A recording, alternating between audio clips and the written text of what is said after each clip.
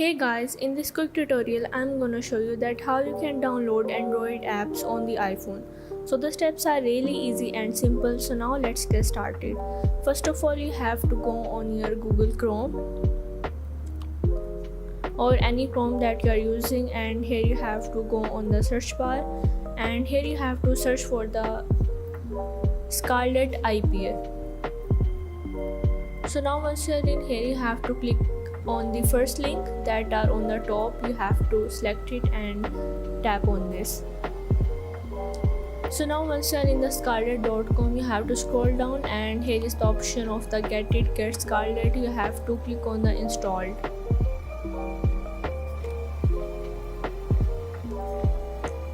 and here you have to wait for it to open. So once you click on the install, your Scarlet has been starting to install. Now the other step you have to do is you have to go on the Google Chrome, and here you have to again go on the search bar, and here you have to search up for the app that you want to install. So now once you search up for the app, here you have to click on the first link that will open up, and you have to simply click on the download. So now once you are in, from here you have to click on these three horizontal lines that are on the top right corner, and from there you have to copy the IPA link of the app.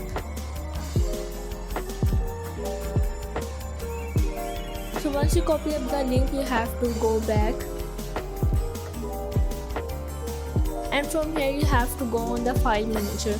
So now once you're in the file manager, here you have to click on these three dots, and after that you have to go on the APK files.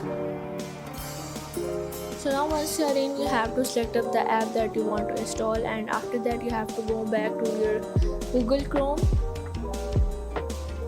and here you have to again search up for the Scarlet, and you have to again open up the link.